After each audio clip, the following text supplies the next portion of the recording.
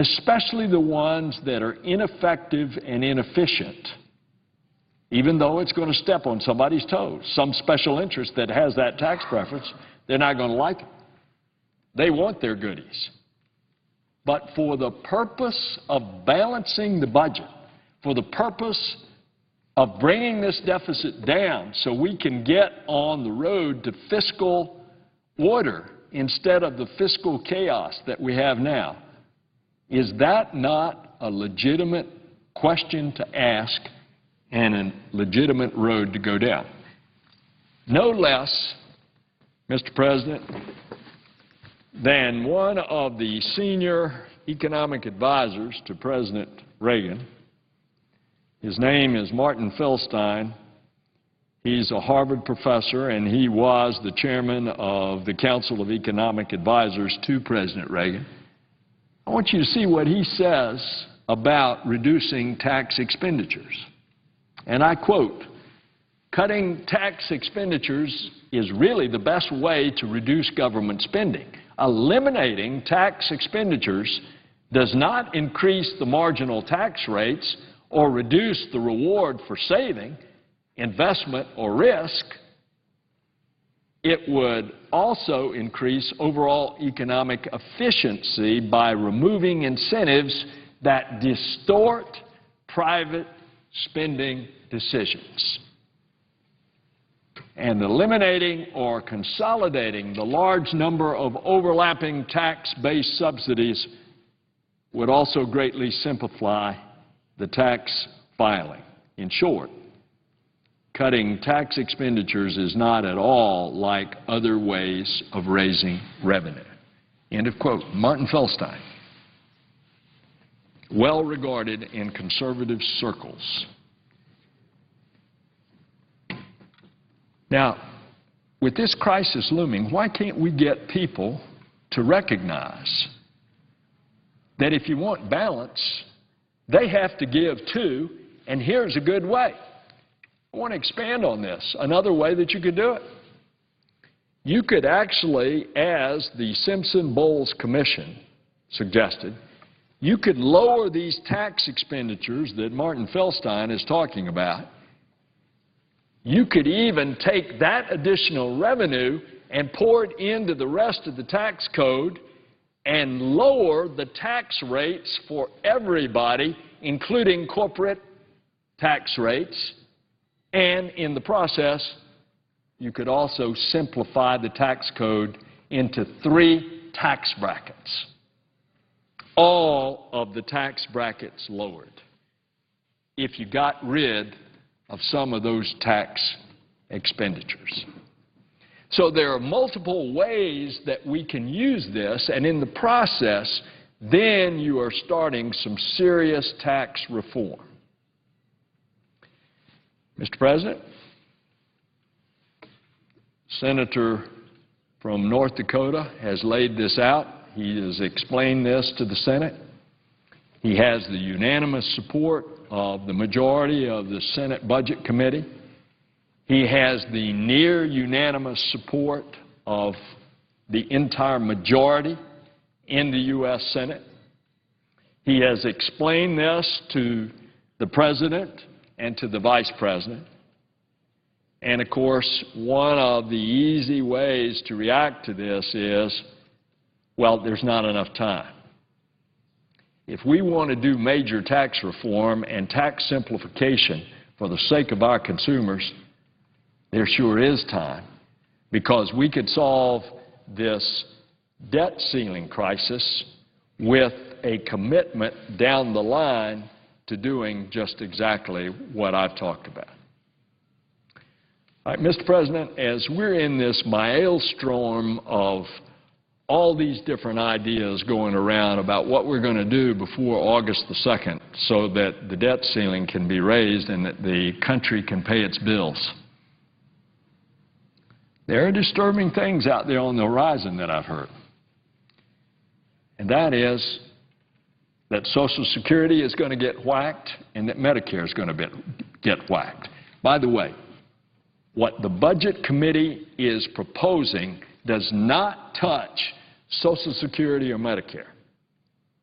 Now, in the first place, Social Security is not in financial trouble in the foreseeable future. It's not until the late 2030s is when it starts to get into the difficulty. It's like about 2037 that it would not in that year be able to pay 100% of its payments. We can correct that before then. Our problem is now. Our problem is this next decade of bringing this budget on a path toward balance and bringing the annual deficit down to a much lower percent of gross domestic product. The budget that I have just outlined, that is the work product of the Senate Budget Chairman, brings it down at the end of the decade to 1.8%, the deficit of GDP. Anytime you get below 3% of the deficit being a percent of GDP, you're on the path to fiscal stability. And you're moving toward that position of balance, a position, by the way, that we enjoyed 11 years ago because we were in surplus. And 11 years ago, we had 4 years of surplus in a row. But we started enacting policies, and I might say not with the vote of this senator, enacting policies that caused the revenues to drop off considerably. And then, of course, when we got into the situation where we started increasing expenditures for one reason or another, increasing expenditures for national defense, for 2 wars, and those were wars that we were not paying for with a revenue source. We, in fact, were just going out and borrowing the money. And so this brings me now to Medicare and Social Security.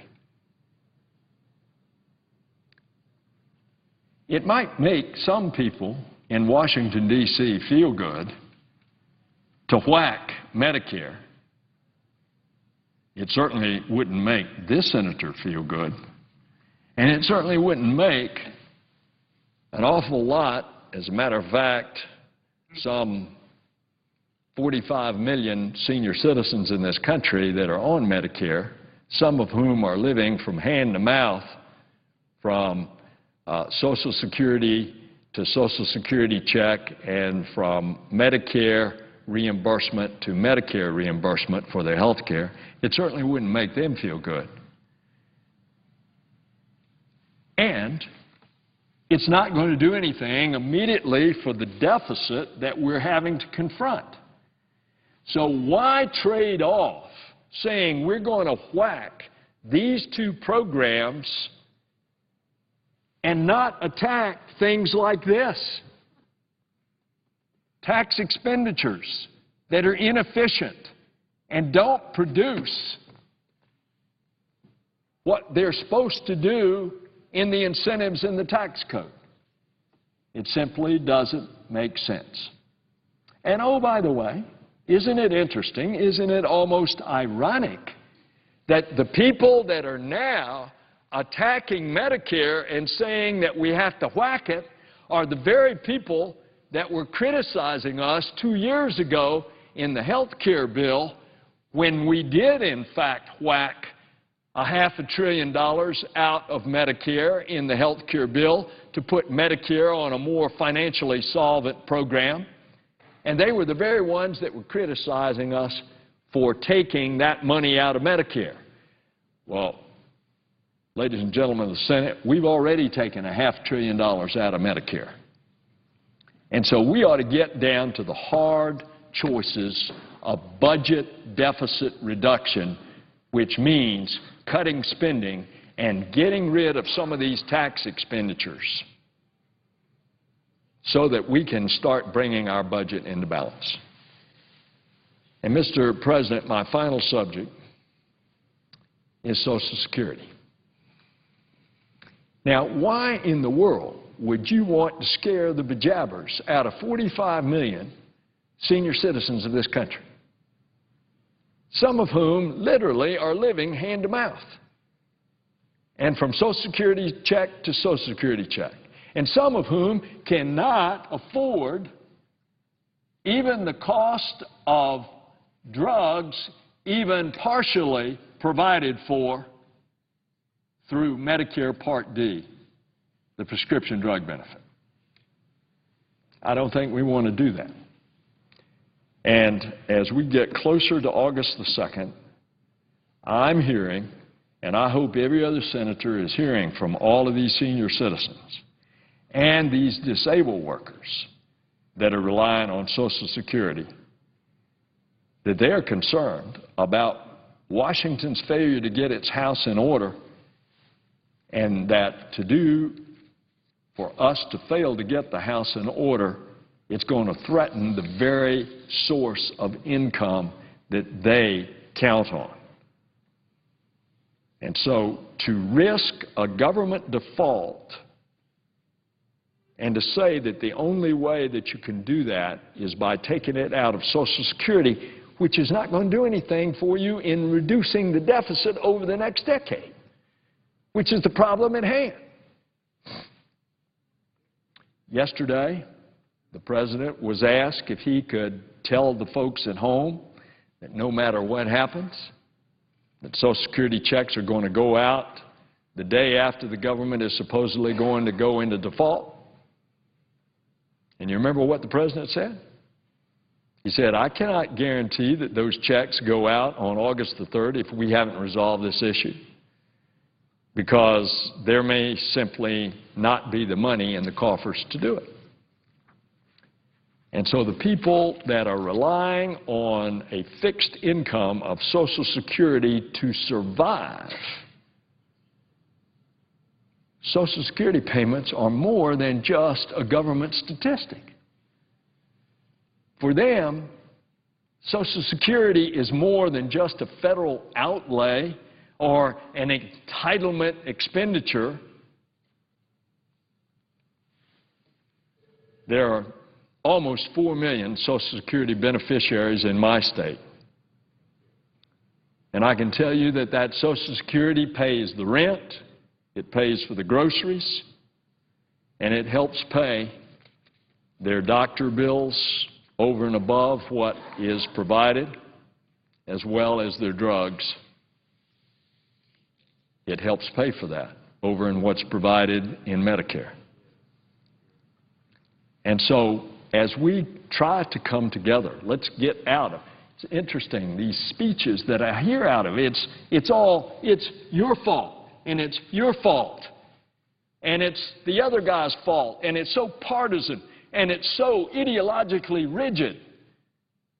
The only way you're going to solve something that's so tangled up as this is that people of goodwill are going to have to be willing to respect the other fellow's point of view and come together and build consensus to find the workable solution.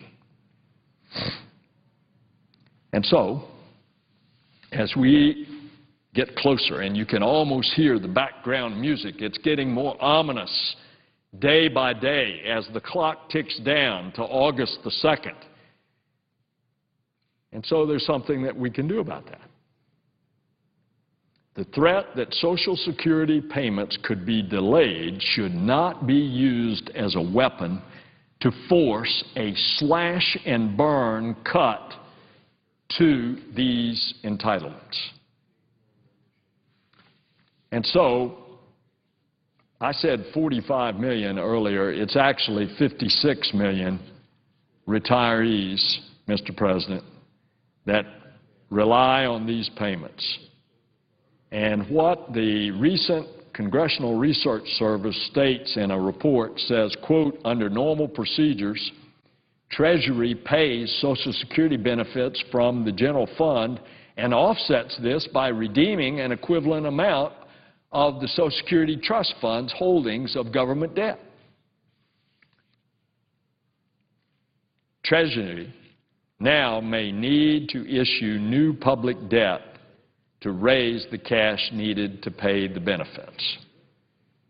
But Treasury may be unable to issue new public debt if the debt ceiling is not raised, and Social Security benefits could be delayed or jeopardized. So perhaps what we ought to do is enact some legislation that creates a list of priorities for payment in the event that we hit a debt ceiling. And you could clearly put Social Security payments way down the list. And those lists could also show that favored treatment is given to the members of the armed forces and other elements of our national security apparatus. In the past, the President and the Congress have agreed to exempt Social Security from the debt ceiling in order to ensure that the payments go out to Social Security recipients. As a matter of fact, it was as recent as 1996. The Treasury reported that it had insufficient cash to pay Social Security benefits in March of that year. And in response, the Congress then passed, and it was a bipartisan Congress. It was headed by a majority of the Republican Party, and there was a Democratic president, President Clinton, and they passed and was signed into law a measure that provided the Treasury with temporary authority to issue securities to the public in the amount equal to the Social Security benefit payments due.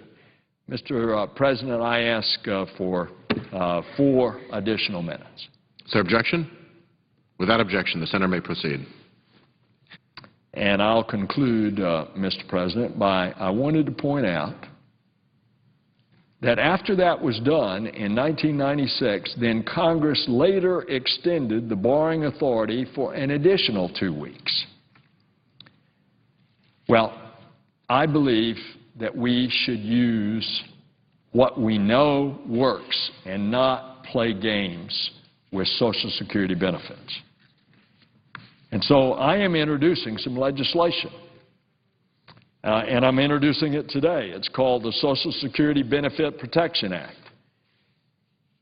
And what it suggests is the way we ought to go. Now, I know this legislation we're not going to take up and pass, but I've got a means by which I can get this idea out.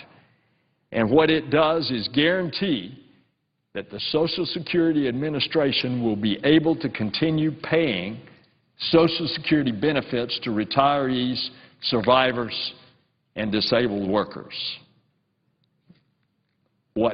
regardless of what happens to this political gridlock here in Washington.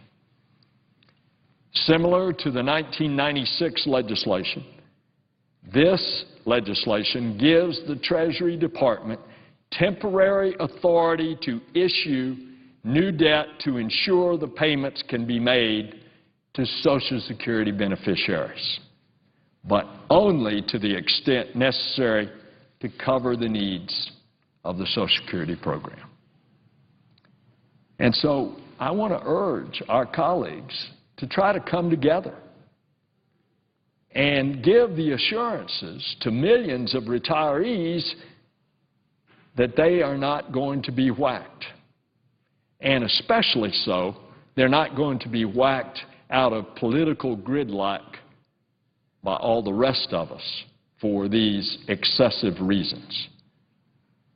And I urge my colleagues to take a look at the ideas in this legislation that I have filed. Mr. President, I yield the floor. And, Mr. President, I would ask for recognition again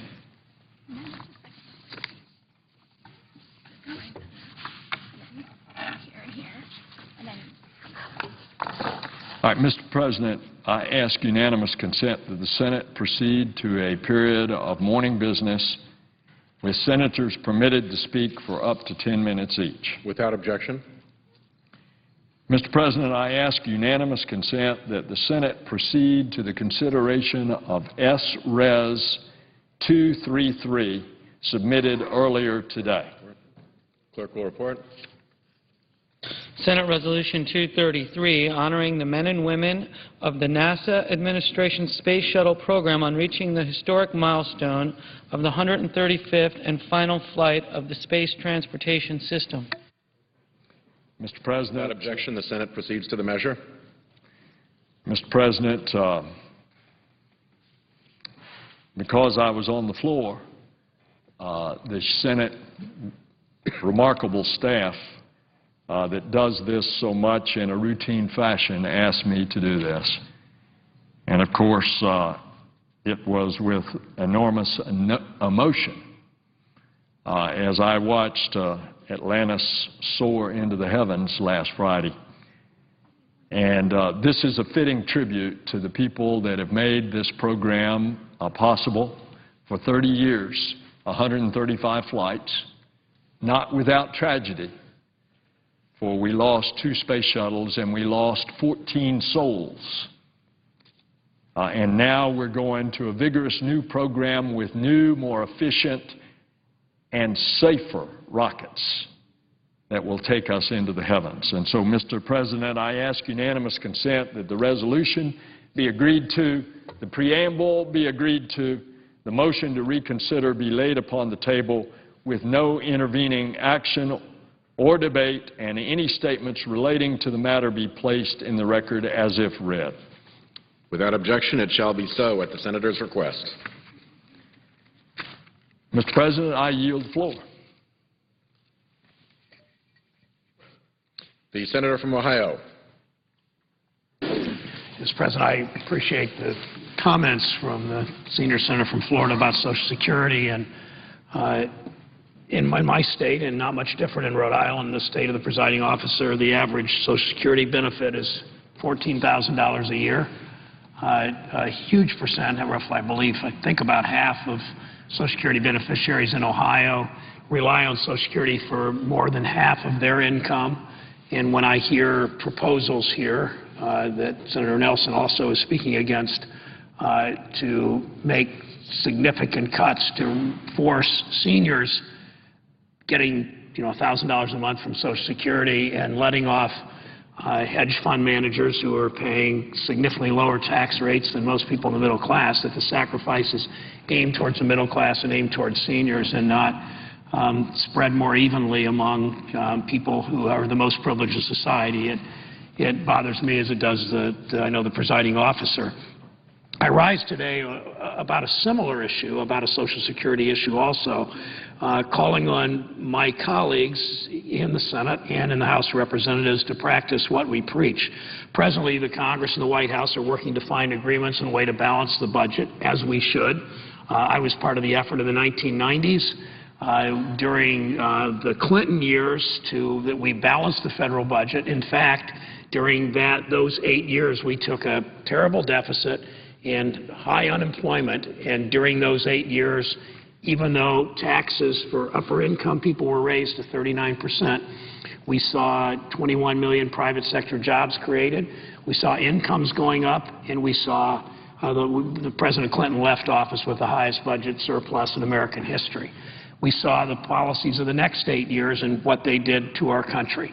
Tax cuts for the wealthy, deregulation of Wall Street, bad trade agreements, and giveaway to the drug and insurance companies, and 2 unpaid-for wars, and where that got us to this budget situation, exacerbated by this recession in the last 2 years, or 3 years. So, Mr. President, we clearly need to move forward in balancing the budget. Some Washington politicians want to balance the budget by cutting the social safety net upon which millions of hardworking Americans rely. I oppose those efforts in times of fiscal belt-tightening. Members of Congress should also share the burden of reducing that deficit. That's why I've introduced the Congressional Retirement Act of 2011. The amendment's simple. As Congress and the White House seek an agreement on a deficit reduction package, members of Congress cannot permit themselves to receive benefits denied to ordinary working Americans. While the wealth of members of Congress varies, there's no doubt we receive a healthy salary and benefits compared to millions of American families who don't. Members of Congress also have an added benefit. We can access our federal retirement benefits early, whether we serve as few as 5 or as many as 25 years. Millions of seniors who've worked their lives in factories, worked their lives on construction, worked their lives walking the floor of retail outlets, department stores, or diners. Millions of seniors can't do the same. For too many Americans, Social Security has become their retirement plan as pensions disappear and 401ks plummet. All members of Congress are able to collect their pensions at any time starting at age 50 if they've served 25 years. Most haven't by the age of 50, obviously, but once serving 25 years, they can receive full pensions. If they have served as few as 5 years, they can collect their pensions beginning at 62. So 25 years of congressional service, members of Congress can receive pensions immediately upon retirement. 62, if they've served 5 years, they can receive a pension, not a large one at that point, but a pretty decent pension at 62. But what about a Youngstown steelworker? What about a Columbus store clerk? What about a Cincinnati nurse? What about a Toledo sheet metal worker? What about an Akron worker in an auto plant, in a rubber plant? Do they get that option? Of course not. They have to wait until 65 or 62 at a discounted amount to receive retirement benefits. No longer, Mr. President, should any congressman, no longer should any congresswoman, no longer should any senator be treated differently from other Americans. That's what the Congressional Retirement Act of 2011 would ensure. This bill would amend the federal employees' retirement system and the civil service retirement system to directly tie current and future members of Congress access to their federal benefits, their federal retirement benefits, tie it to the Social Security retirement age. It's that simple, and it's bipartisan. Senator McCaskill of Missouri, a Democrat, Senator Johnson of South Dakota, a Democrat, are co-sponsors. The House companion, introduced by Representative Bobby Schilling of Illinois, a Republican, has 7 Republican co-sponsors. The idea is endorsed by the Conservative National Taxpayers Union, who calls it, quote, one of the few serious attempts to reform congressional pensions in recent memory. I don't agree with the National Taxpayers Union on that many issues. They are too willing to cut benefits for the middle class, in my view. But together in this issue, we share the belief that members of Congress shouldn't be treated like any other citizen. There's no reason that the benefits of being a member of Congress should be more generous than being a member of the middle class. According to reports, 13 sitting senators, 31 members of the House of Representatives today have accrued annual pensions worth at least $50,000 if they were retired today, annually. Meanwhile, American workers age 65 or older receive a median private pension payment of about $8,000 a year. Elected officials don't frankly, I think you look around this body and you know that most House members and senators, at least a number of them, simply don't know enough people who work in construction, who work in a retail store, who work at a diner, who work at a manufacturing plant, who work in a hotel cleaning rooms, who stand up all day as a cosmetologist or as a barber, working in jobs where their bodies simply can't work to the age of 70. Members of Congress dressing like this and doing what we do can often work. Voters, obviously, if the voters say so, can obviously work into our 70s. It's not that hard for most of us.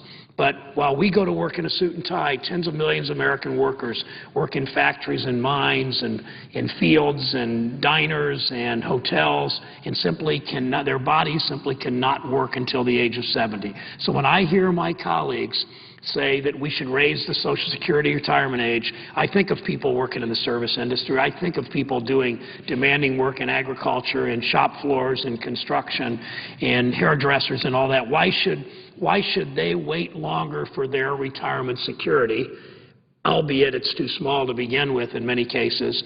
It's minimal, often at best, but why should they wait longer for their retirement security than members of Congress? So for those that think about raising the retirement age, think about for Social Security, think about raising the retirement age for ourselves.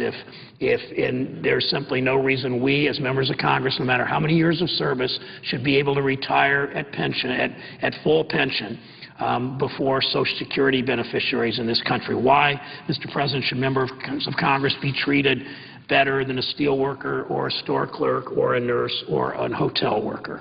Mr. President, I yield the floor. I suggest the absence of a quorum. Clerk will call the roll. Mr. Akaka.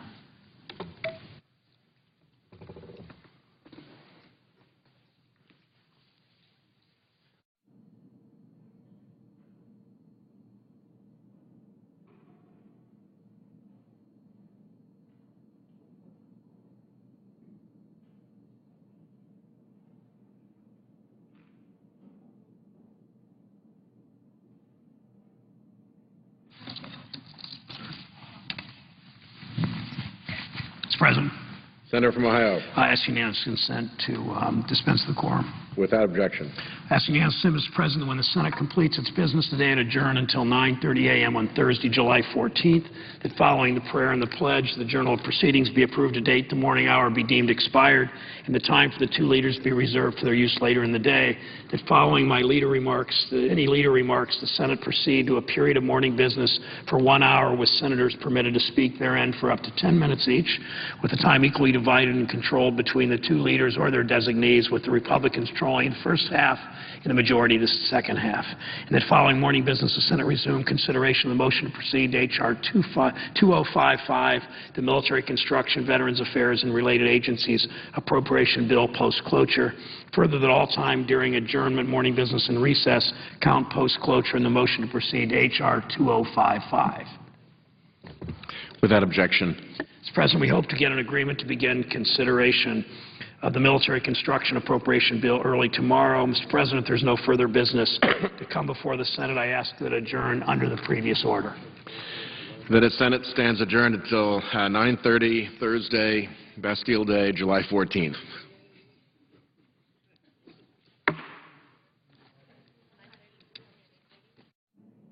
In a procedural vote today, the Senate took a step towards its first 2012 spending bill. The 140